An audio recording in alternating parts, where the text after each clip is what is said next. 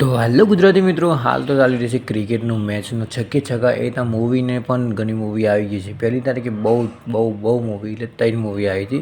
તો એમાંથી એક આપણે મૂવી જોવા જતા રેડ 2. તો ઓનેસ્ટલી તમને એક વાત કરું કે રેડ 1 હું પિક્ચર જોઈ નથી.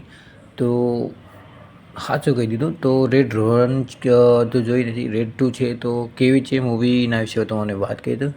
તો મૂવીના અંદર આપણે આપણા જે દિગ્ગજ એક્ટર કે તો અજય દેવગન અને રિતેશ દેશમુખ છે. તો રિતેશ દેશમુખ છે એ વિલનનો રોલ નિભાવ્યો છે. અને જ્યાં વિલનનો રોલ નિભાવે ને ત્યારે તેનો રોલ બહુ સારો, તેનો કેરેક્ટર એકદમ પરફેક્ટ કે એક જનતાનો મત્સ્ય વચ્ચે સેવા કરે છે, પણ ખાલી બહારથી દેખાવા માટે, અંદરથી કેવો છે તમારું જોઈ જશે. પછી એના પછી આવે અજય દેવગનની વાત કરીએ. અજય દેવગન તમે એક સારા ઓફિસર છે, ઇન્કમ ટેક્સ કહીએ ને એના ઓફિસર છે. અને 75ની આ રેડ છે કે જે મારવાના છે. અને વિચાર કરો કે એક રાજા જેવા માણસ ઉપર જઈને રેડ મારવાના છે, એટલે હિંમત તો બહુ સારી હોવી જોઈએ. રેડ 1માં એવી બધા કહાની કે છે, હું જે પિક્ચર જોઈ નથી એટલે બાકી કહાની સ્ટોરી લાઇનમાં તો પહેલાંમાં જોઈને તો ફટફટ લાગી કે પડતી જશે પિક્ચર. પણ જ્યારે એનો વચ્ચેનો ભાગ આવે ને તાને ખબર ભાઈ માઇન્ડમાં પિક્ચર શું લેવલમાં ચાલે છે. તો મૂવીના અંદર તો બધું એકદમ ઓખોના અંદર આપણે જોવા કે ભાઈ શું ચાલે છે, કેટા રેડ મારે છે બધું, હા ના બધું કેટા રેડિંગ કરે છે. હું રેડ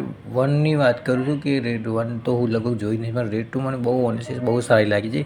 ઘણા લોકોએ કહે છે મૂવી બેકાર છે, આ છે તેવી છે, પણ ઓનેસ્ટલી જેને જોવા માટે મગજ એન્ટરટેનમેન્ટ કરવા માટે મૂવી જોવી હોય તો આ જોઈએ. કારણ કે એવું કોઈ વિચાર નહીં કે આ મૂવી આવું છે, લોજિક તો ખોટું વિચારો તો મૂવીમાં જવામાં મજા ના આવે. તો મને મૂવી બહુ ઓનેસ્ટલી સારી લાગી. એના પછી વાણી કપૂર.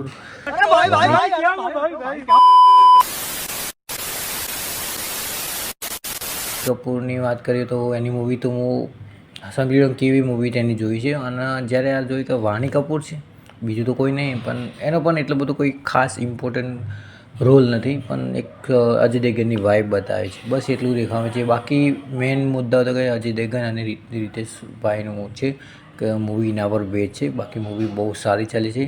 અને 2018માં પહેલો ભાગ આવ્યો હતો રેડ, અને એના પછી 2025માં રેડ 2 આવી.